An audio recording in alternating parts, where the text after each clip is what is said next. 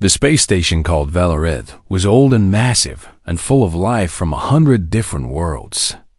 And it floated in the darkness near a dying red sun that gave everything a bloody glow through the observation windows. Mira-chan had lived on this station for 2 years now, working as a translator for a small human trading company that sold Earth goods to alien merchants who found human products strange and fascinating. She was 19 years old and small by any standard.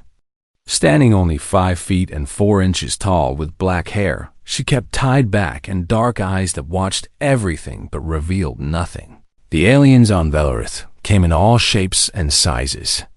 From the tiny insect-like Vren, who stood no taller than a human knee, to the massive Goroth, who had to duck through every doorway they encountered.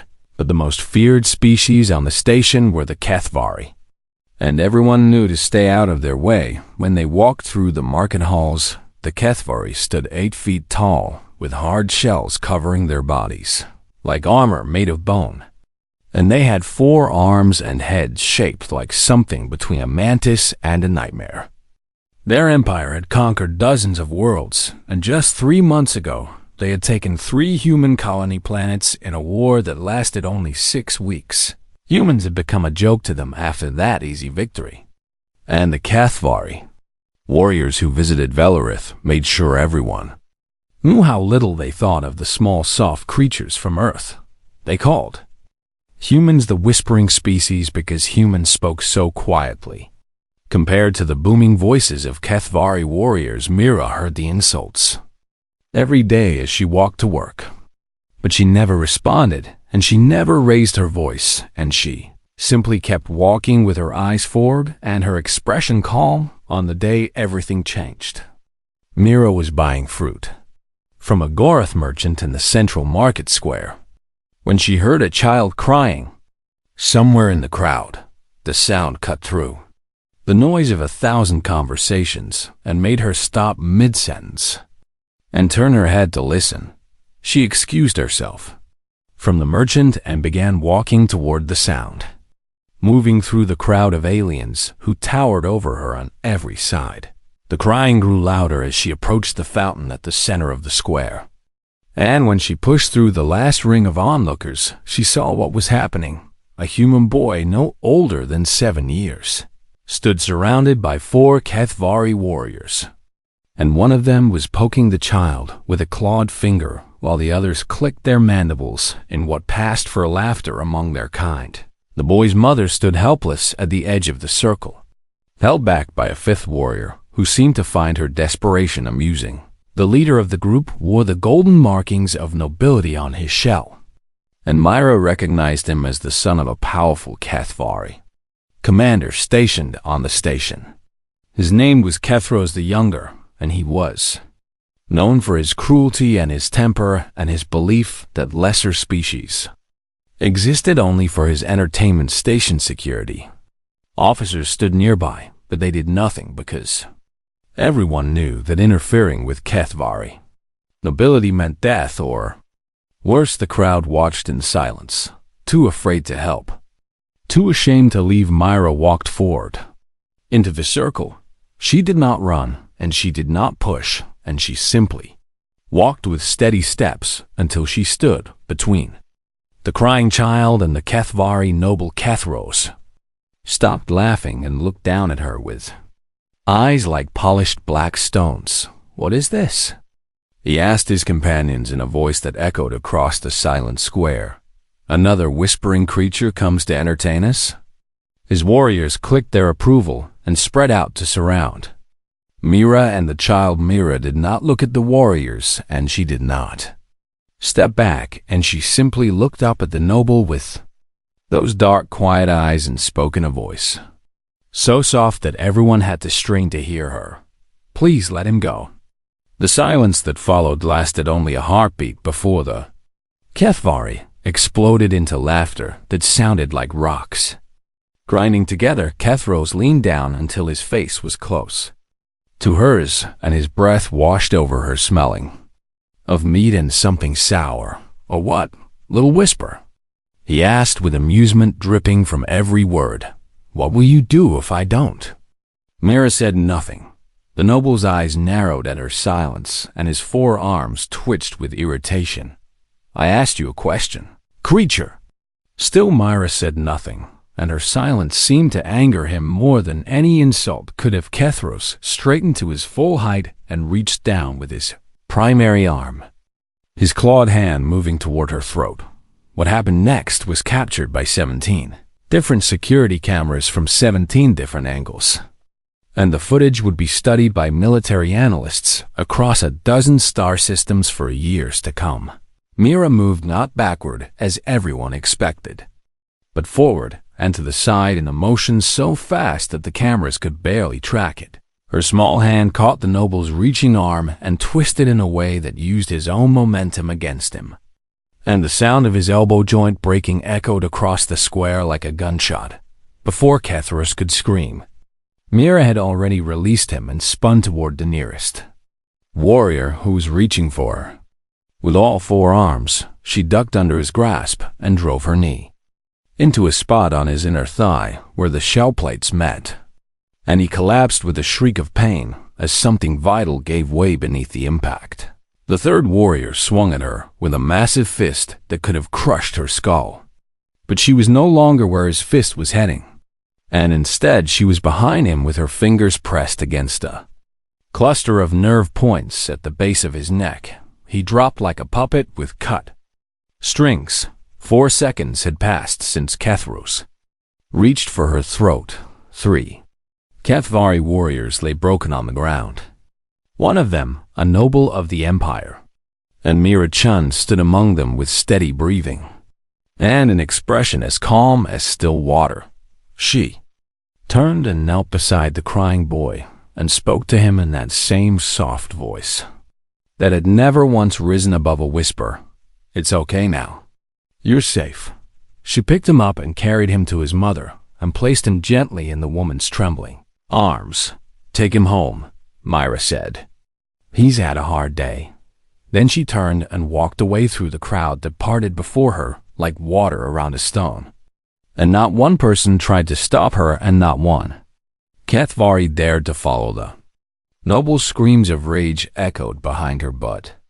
Mira did not look back, and she did not hurry, and she simply walked with those same steady steps until she disappeared into the maze of corridors beyond. The square station cameras had captured everything, and within an hour the footage had spread to every terminal on Villarith by nightfall. It had reached 12 star systems by the end of the week. Every human in known space had seen the small, quiet girl from Earth who had broken 3 HFY warriors in 4 seconds without ever raising her voice, and the Empire had begun to wonder what kind of creatures these humans really were. Commander Thelvax of the HFY Internal Security Division arrived on Villarith 7 days after the incident in the market square, and he came with orders directly from the High Council to find answers. He was old for a HFY warrior. His shell faded to a dull gray from the bright green of his youth, but his mind was still sharp, and his reputation for solving impossible problems had made him valuable to the Empire. The young noble Kethros would never use his arm properly again, and 2 of his warriors had suffered permanent damage to their nervous systems, and the third would walk with a limp for the rest of his life. 3 elite soldiers trained from birth for combat had been destroyed in seconds by a creature half their size, with no weapons and no armor and no apparent training. Thelvax watched the security footage 47 times on his first day. He watched it from every angle and at every speed, and he studied each frame with the intensity of a hunter tracking prey through dense forest. The girl moved in ways that should not have been possible for her species. Humans were soft and slow and weak by galactic standards, with fragile bones and thin skin and muscles that could not compare to even the weakest HFY child. Yet this girl had struck with precision that bordered on prescient, finding the exact spots where HFY armor was weakest and exploiting angles of attack that should have been invisible to eyes that faced forward instead of wrapping around the skull. Thelvax ordered his researchers to compile everything known about human biology and combat capabilities. The report that came back confused him even more. Humans possessed no genetic modifications for combat, and no cybernetic enhancements, and no artificial augmentation of any kind as far as the Empire's intelligence could determine. They were baseline organic creatures with all the limitations that implied. So how had this girl done what she did? Thelvax summoned her for questioning. Mira-chan arrived at the security complex alone and unarmed, walking through corridors filled with HFY soldiers who watched her with mixtures of hatred and something that might have been fear. She wore simple clothes in dark colors, and her hair was tied back as always, and her face showed nothing as she was led into the interrogation chamber. Thelvax sat waiting at a metal table with 6 elite guards positioned around the room, each of them armed and armored and ready for anything. Myra sat down across from him and folded her small hands on the table and waited in silence. The commander studied her for a long moment, searching for some sign of threat in this tiny creature. But he found only calm, dark eyes that met his gaze without flinching. "What are you?" he asked finally, his voice filling the room like thunder. Mira tilted her head slightly as if considering the question. "I'm a translator," she said, and her voice was so soft that he had to lean forward to hear her clearly. "You crippled 3 of our finest warriors in 4 seconds. Thelvax growled. Translators do not do such things. They were hurting a child. The simple statement hung in the air between them, and Thelvax felt a strange unease at the matter-of-fact way she said it, as if her actions had been as natural and inevitable as breathing. "Your species has no combat training that could produce such results," he said, slamming his primary fist against the table hard enough to dent the metal. "What program created you? What experiments? What secret weapons division of your government trained you to kill?" Mira did not flinch at his outburst, and her hands remained folded, and her eyes remained steady. "Commander," she said in that gentle voice, "humans have been at war with ourselves for 10,000 years, and we have had to become efficient." Thelvax leaned back, confused by her answer. "War with yourselves? What does this mean?" "It means that before we ever reached the stars, we spent thousands of years fighting each other," Myra explained. "Nation against nation and tribe against tribe, and sometimes brother against brother. And we learned a great deal about how to hurt things larger and stronger than ourselves, because we had no other choice." She paused and something flickered in her eyes. Something old and sad that was gone before he could identify it. "I'm not special, Commander. I just grew up in a place called Snowpolo." Thelvax did not understand this reference, but he marked it for his researchers to investigate. "You claim that any human could do what you did?" "I claim that many could," Myra said. "Not all, but more than you might expect. Because where I come from, you learn early that the world is dangerous, and you learn how to survive, or you don't survive at all." The interrogation continued for 3 hours, but Mira gave nothing more of use, and her soft voice never wavered and her calm never broke. When it was over, Thelvax ordered his researchers to conduct a full investigation into Earth's history with a focus on human warfare and combat traditions. What they found kept them awake for 3 sleep cycles in a row. The HFY had conquered species across 200 worlds, and they understood war better than most. But their wars had rules and rituals and honor codes that both sides followed. Surrender was accepted, and prisoners were taken, and certain targets were considered off-limits by mutual agreement. Earth had no such traditions. Thelvax read about a place called Stalingrad, where human soldiers had eaten leather and rats and frozen corpses rather than surrender, and then had pushed back an army of millions through months of frozen hell until victory was achieved. He read about something called guerrilla warfare, where small groups of humans without proper weapons or training had fought against massive, organized armies and won through patience and brutality and an absolute refusal to stop fighting. He learned about a concept humans called total war, where the distinction between soldier and civilian disappeared and entire populations became weapons against invaders. And he learned about martial arts, not one fighting style but thousands of them, each developed over centuries and refined through countless generations, each designed specifically to allow a small weak creature to defeat larger and stronger opponents. Humans had spent 10,000 years learning how to kill each other with nothing but their bare hands, and they had gotten very good at it. But what disturbed Thelvax most was what his researchers called the protective instinct. The Kethvari fought for glory and territory and dominance, and these were motivations that made sense to any warrior. But humans fought hardest when protecting something weaker than themselves. Their hormone responses changed when a child was threatened, and their neural patterns shifted, and their very biology transformed fear into something else entirely, something that made them faster and stronger and more dangerous than they had any right to be. Thelvax submitted his report to the High Council with a single recommendation, written in bold characters at the end: do not provoke the humans further, especially not in proximity to their young. The High Council received his report and discussed it for less than an hour before dismissing his concerns as exaggeration and cowardice. They had already dispatched a war fleet to discipline the human colonies for the embarrassment on Valarith. Thelvax received this news in silence and felt something he had not felt in 50 years of service to the Empire. He felt afraid, not for himself and not for the fleet, but for the Empire itself, because he had seen what one small quiet human could do when a child was threatened, and he could not imagine what millions of them would do when their worlds were under attack.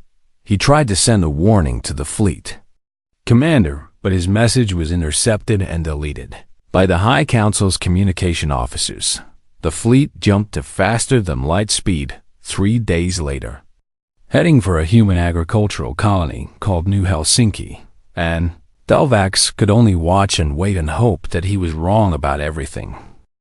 The news of the approaching Kethvari fleet spread through human space like fire through dry grass, jumping from station to station and colony to colony until every human who could receive a signal knew what was coming. New Helsinki was a farming world on the edge of human territory, a peaceful place of green fields and small towns and families who had left Earth to build a simpler life among the stars. The colony had a population of 2.3 million people, and most of them were farmers and teachers and shopkeepers who had never held a weapon in their lives. They had 12 days before the fleet arrived on Valarith. Myra Chen received the news while eating breakfast alone in her small apartment, and she set down her cup and stared at the wall for a long time without moving. She thought about the boy she had saved in the market and his mother's trembling arms and the way his tears had soaked into her shirt when she carried him. She thought about all the children on New Helsinki who would soon face something far worse than a bully in a market square, and she made a decision. By that evening, she had resigned from her job and booked passage on a transport ship heading toward human space. And before she left, she sent messages to 46 people scattered across the station and the nearby systems. The messages were short and simple and asked only one question: will you come? All 46 answered yes. They were not soldiers, and they were not special forces, and they were not secret government weapons. They were mechanics and doctors and teachers and cooks. Ordinary humans from a dozen different Earth nations who had one thing in common: they had all grown up in places where survival was not guaranteed, where danger walked the streets and weakness meant death. And they had all learned the hard lessons that such places taught. There was a woman from Lagos who had survived 3 civil wars before her 20th birthday. There was a man from Detroit who had protected his younger siblings from gang violence since the age of 12. There was a grandmother from Kabul who had fought against invaders when she was barely old enough to hold a rifle, and who still remembered every lesson those terrible years had taught her. They came from favelas and war zones and refugee camps, from the forgotten corners of Earth, where the strong preyed on the weak and the only law was the one you enforced yourself. They came because Myra asked, and because children were in danger, and because that was reason enough. The transport ship was fast, but the fleet was faster, and they arrived at New Helsinki only 2 days before the HFY were scheduled to drop out of faster-than-light travel at the edge of the system. The colonial government greeted them with confusion and desperation, and a hope so fragile it hurt to look at. "We have no army," the elderly mayor said, her voice steady despite the fear in her eyes. "We have no weapons worth mentioning, and no defensive systems, and no way to stop what's coming." Myra stood before the emergency council in the Capitol building, surrounded by her 46 companions and the frightened leaders of a world about to face annihilation. "You have something better than weapons," she said in her soft voice. "You have 2 million people who love their children." The mayor shook her head sadly. "Love won't stop orbital bombardment." "No," Myra agreed, "but it will stop everything that comes after. Because the HFY won't just bomb you from orbit. They'll want to land troops and occupy your cities and make an example of your people. And that's when love becomes the most dangerous weapon in the galaxy. Over the next 48 hours, Myra and her companions worked without sleep to prepare the colony for what was coming. They taught farmers how to convert harvesting equipment into weapons, and showed them where HFY armor was weakest. They helped teachers organize evacuation routes through underground tunnels and basements, and the spaces between walls where human children could hide but HFY soldiers could never follow. They shared the security footage from Valarith with everyone who would watch, breaking down each movement and explaining each weakness until every teenager on the planet knew exactly how to hurt a creature 3 times their size. "You won't win through strength," Myra explained to a group of young men and women who had volunteered to form the first resistance cells. "You'll win through patience and persistence and the absolute certainty that giving up is not an option." She showed them techniques that had no names in official combat manuals, methods passed down through generations in the dangerous places of Earth where fighting fair meant dying fast. "Strike from shadows and disappear before they can respond," she said. "Never fight when you can run, and never run when you can hide, and never hide when you can make them afraid to look for you." An old farmer raised his hand, his face weathered by decades of honest work under alien suns. "Miss Chen, I've never hurt anyone in my life, and I don't know if I can start now, even to protect my family." Myra looked at him with those calm, dark eyes, and when she spoke, her voice was gentle. "You won't have to hurt anyone, sir. You just have to make sure the people who want to hurt your grandchildren can't find them. And there are many ways to fight that don't involve violence." She assigned him to the communication network they were building, a system of signals and codes that would let the resistance coordinate without the HFY ever knowing. "Every person has a role," Myra told the council on the last night before the fleet arrived. "The fighters will fight, and the hiders will hide, and the watchers will watch. And together you'll make this world a nightmare for anyone who tries to take it." The mayor looked out the window at the peaceful streets of her capital city, soon to become a battlefield. "And what will you do, Miss Chen?" Myra's expression didn't change, but something shifted behind her eyes. "I'll do what I've always done," she said. "I'll ask them politely to stop, and when they don't listen, I'll make sure they can never threaten another child again." That night, as the people of New Helsinki made their final preparations and said their goodbyes and held their children close, Myra sat alone on a hillside overlooking the largest city on the planet. She watched the stars and thought about the fleet that was racing toward them through the darkness. carrying thousands of warriors who had been taught their whole lives that humans were weak and soft and easy to break. They were about to learn how wrong they were. In her pocket, she carried a small photograph, creased and faded from years of handling, showing a woman with dark eyes like her own, holding a baby in her arms. The woman had died when Mira was 7, killed by violence in the streets of São Paulo, and Mira had spent every day since then making sure she could protect others the way her mother had been. Unable to protect herself, she put the photograph away and stood up and walked back toward the city with steady steps. Tomorrow the HFY would come, and she would be waiting. She would be waiting. With 2 million people who had everything to lose and nothing left to fear. And together they would teach the Empire a lesson it would never forget. The stars burned cold above her, and somewhere in the darkness between them, the fleet drew closer with every passing second. The HFY fleet dropped out of faster-than-light travel at the edge of the new Helsinki system like a swarm of metal locusts. 40 warships bristling with weapons and carrying enough soldiers to conquer a dozen worlds.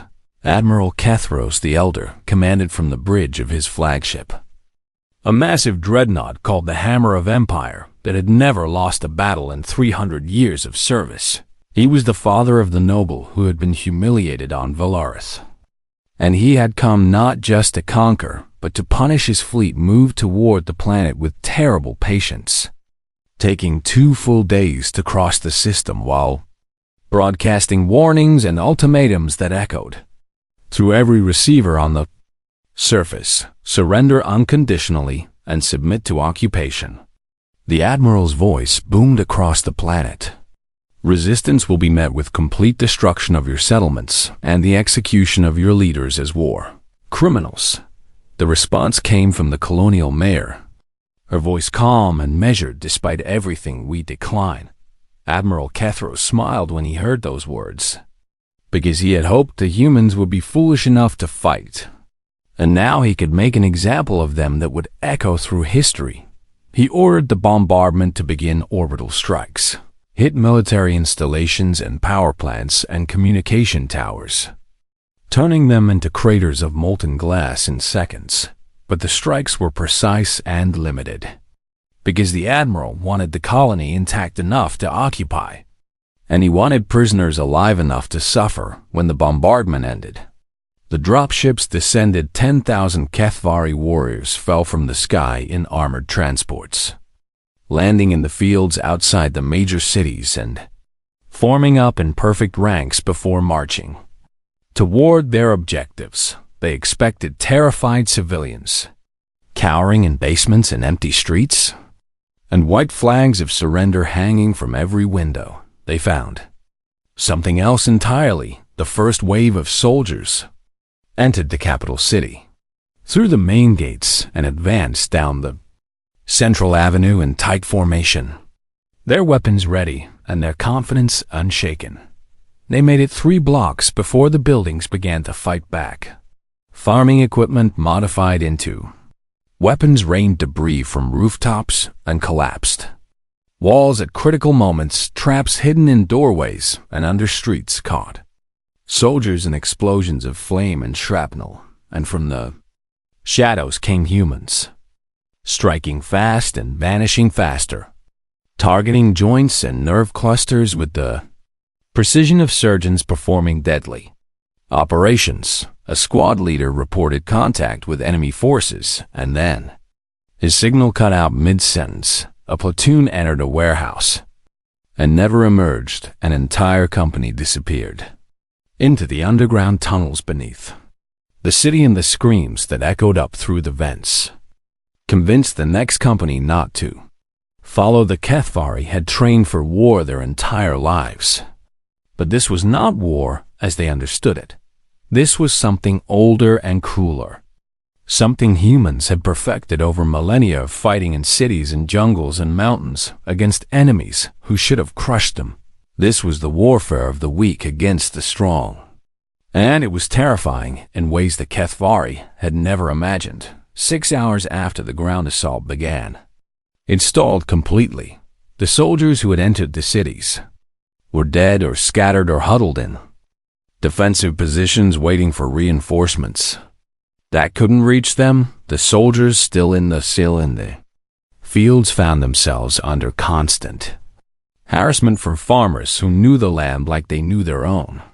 Children's faces, and somewhere in the chaos, moving like a ghost through the streets of the capital, Mira-chan hunted. She had gathered a small team around her, a dozen humans from her original group who specialized in the kind of close work that left no witnesses. They called themselves Nothing and wore no uniforms and followed no orders except the ones Mira gave in her soft voice. When they found a HFY patrol, they did not announce themselves or give warning. They simply appeared from shadows and doorways and rooftops, struck with terrible efficiency, and disappeared before the bodies hit the ground. Mira moved through the fighting like water through cracks, finding the places where children had been trapped and clearing paths for their escape, finding the soldiers who had gotten too close to the shelters and making sure they never got closer. She did not raise her voice, and she did not show mercy, and she did not stop by nightfall of the first day. The HFY had lost 300 soldiers and gained nothing by the end of the third day. They had lost 1,000, and the admiral was receiving reports of entire battalions losing contact in the darkness between sunset and sunrise. The soldiers began to whisper about ghosts and demons and humans who could walk through walls and kill without sound. Morale crumbled faster than their battle lines. On the sixth day, Admiral Kethros received a message delivered directly to his private communication terminal on the bridge of his flagship. The security officers could not explain how it had bypassed every firewall and encryption system in the fleet. It was an audio message, and the voice that spoke was soft and female and young. Admiral, your soldiers are dying because you threaten children. Please take them home. This is your only warning. Kethros ordered a trace on the signal, and when the results came back, he felt the same fear that Commander Thelvax had felt weeks ago on Valarith. The signal had originated from inside his own ship. The Admiral ordered a complete lockdown and search of the dreadnought, and for 6 hours his personal guard tore through every deck and compartment looking for the intruder. They found nothing, but that night, 3 officers on the command deck reported seeing a small figure in the shadows near the Admiral's quarters, a figure that watched them with calm, dark eyes before vanishing into the darkness. Kethros tripled his personal guard and refused to sleep. On the ground below, the battle continued, and every day the HFY losses grew while the human casualties remained impossibly low. The resistance fought not to win but to endure, not to destroy the enemy, but to make them bleed for every inch of ground until the cost of victory became greater than the price of retreat. And always, at the center of the storm, Mara-chan moved and struck and protected, and never once raised her voice above a whisper. On the 11th day, a HFY colonel surrendered his entire regiment to a group of teenage farmers armed with modified harvesting tools. When asked why he had given up, he said only 4 words before his voice broke: they never stopped coming. The message reached Admiral Kethros on the morning of the 12th day, along with reports that his ground forces had suffered 40% casualties and that 3 more battalions had refused orders to advance. He sat alone in his quarters reviewing the numbers, trying to understand how this was possible, how a species of soft, quiet creatures had turned his invasion into a nightmare. The door chimed and his aide entered with a datapad containing the latest casualty reports. Kethros reached for it without looking up, and his clawed hand closed on empty air. He looked up and found not his aide but a small human woman with dark eyes sitting in the chair across from his desk. Mira-chan smiled gently and spoke in a voice barely above a whisper. "Hello, Admiral. We need to talk about you children." Admiral Kethros the Elder stared at the human woman sitting in his quarters and felt his four hearts racing with a fear he had not experienced since childhood. She was so small, barely reaching his chest, even when standing. And she sat with her hands folded in her lap as if she had been invited for tea, rather than appearing impossibly in the most secure room on the most powerful warship in the fleet. "How did you get in here?" he demanded, and his voice cracked in a way that shamed him. Mira tilted her head slightly. That same gesture Commander Thelvax had described in his reports. "Doors are just suggestions, Admiral. And your guards are very tired after so many days of searching for someone who doesn't want to be found." Kethros reached for the alarm on his desk, but Myra shook her head gently. "I wouldn't do that," she said. "Your personal guard is currently sleeping quite peacefully in the corridor outside. And by the time reinforcements arrive, this conversation will be over one way or another. Are you here to kill me?"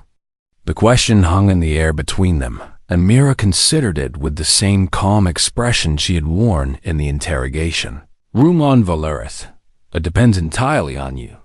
Admiral, I'm here to offer you a choice, which is more than you offered the children of New Helsinki when your ships appeared in their sky." Kethros felt his rage building beneath the fear. The fury of a conqueror being lectured by a creature he should have been able to crush with one hand. "You dare threaten me on my own ship? I have 40 warships and 10,000 soldiers and enough firepower to burn your pathetic colony down to the bedrock." "You have 36 warships now," Myra corrected him softly, "and 6,000 soldiers, most of whom are too frightened to sleep. And all the firepower in the galaxy won't help you hold ground that fights back with every breath." She leaned forward slightly, and something in her dark eyes made the Admiral's hands tremble. "You could burn New Helsinki. Admiral, you could kill everyone on the surface and turn the planet into a graveyard. But then what? How many other human worlds would you need to burn? How many generations would have to pass before we stopped hunting you?" "Hunting us?" Kethros laughed, but the sound was hollow. "Your species is weak and primitive, and no threat to the Empire. We survived 10,000 years of hunting each other, Admiral. We survived ice ages and plagues and weapons that could crack the planet itself, and we're still here, still fighting, still protecting our children with everything we have." Mira stood and walked toward the window that looked out at the stars, her back to the Admiral in a gesture of either trust or contempt. "Your son learned something on Valurith that your High Council refused to understand," she said. "He learned that there are creatures in this galaxy who fight not for glory or territory or dominance, but for something your species has never truly faced before." She turned to look at him, and in that moment Kethros saw not a small soft creature, but something ancient and patient and utterly implacable. "We fight for love, Admiral, and there is nothing in the universe more dangerous than a parent protecting their child." The silence stretched between them, broken only by the soft hum of the ship's engines. "What do you want?" Kethros asked finally, and his voice was quiet now, almost a whisper itself. "Take your fleet and go home," Myra said. "Leave New Helsinki and never return. And in exchange, I'll let you live long enough to explain to your High Council why the Empire should never threaten human children again. The Council will never accept such terms. They'll send another fleet, larger than this one. Then we'll be waiting," Myra said simply. "And the next fleet will learn the same lessons yours did, and the one after that, until someone in your empire understands that some victories cost more than they're worth." Admiral Kethros looked at this small human woman who had broken his invasion and infiltrated his flagship and sat in his quarters, offering him mercy. He had never earned, and he made his choice. The Kathvari fleet withdrew from New Helsinki the following morning, leaving behind the wreckage of their ground assault and the bodies of thousands of warriors who had expected easy conquest. Admiral Kethros was found dead in his quarters, 3 days later, when the fleet returned to Imperial space, the official report listing cardiac failure as the cause of death, the unofficial reports, shared in whispers among the crew, mentioned that his injuries were consistent with the precise nerve strikes that had become famous on security footage across the galaxy. The Empire sent no more fleets to human space. The High Council received a new report from Commander Thelvax, now promoted and reassigned to the diplomatic corps, outlining in painful detail why military conquest of human worlds was strategically impossible. The cost would be too high. He explained, not because humans were stronger or had better weapons, but because they would never stop fighting, never surrender, never accept defeat. As long as a single child remained under threat, some species could be conquered. He wrote, but humans could only be destroyed, and destroying them would require resources the Empire could not spare. Better to make peace with the whispering species and let them keep their small corner of the galaxy. 3 months after the Battle of New Helsinki, a HFY diplomatic delegation arrived at Velarith Station to negotiate a formal treaty recognizing human territorial boundaries and establishing trade agreements between the species. Myra Chen served as translator for the human side commander. Thelvax sat across the table from her, older now and marked by the weight of everything he had learned about the small, soft creatures from Earth. When the formal negotiations ended and the other delegates filed out, he remained in his seat, studying her with eyes that had seen too much to ever underestimate anyone again. I still don't understand your species, he admitted. Myra smiled, just slightly, the first real emotion Thelvax had ever seen on her face. We're not complicated, Commander. We just want our children to be safe. And we've had a very long time to learn what happens to those who threaten them. Thelvax nodded slowly, accepting an answer that would have to be enough. Will there be peace between our peoples? That depends on your people, Myra said. We don't start wars, Commander. We just finish them. The treaty was signed in silence. And across human space, the story spread not of a great battle or a brilliant general, but of an Earthborn girl who spoke softly and carried the weight of 10,000 years of survival. In her steady hands, children on New Helsinki grew up hearing about the quiet woman who would face down an empire without ever raising her voice. And they learned that true strength wasn't about being the biggest or the loudest or the strongest. True strength was about protecting the people you loved, no matter the cost, no matter the odds, no matter how powerful your enemies seemed. Myra Chen returned to her work as a translator, moving between worlds and stations, speaking softly to aliens who had once looked down on her species. She never sought fame or recognition. And when people thanked her for what she had done, she simply shook her head and said she had only done what any human would do. She never raised her voice. She never had to. And somewhere in the vast empire of the Kithvari, warriors and commanders and even the members of the High Council remembered a small, quiet girl from a place called Earth. And they made very sure that no child under human protection was ever threatened again, because they had learned at terrible cost exactly what happened when someone was foolish enough to try the stars burned on above a galaxy forever changed. And the whispering species went about their lives in peace, raising their children and building their futures, and carrying always the quiet certainty that if anyone ever threatened what they loved, they would rise again. They would rise, and they would not stop, and they would never, ever surrender. That was the promise of humanity. That was the lesson of the Earthborn girl, and the galaxy would never forget it.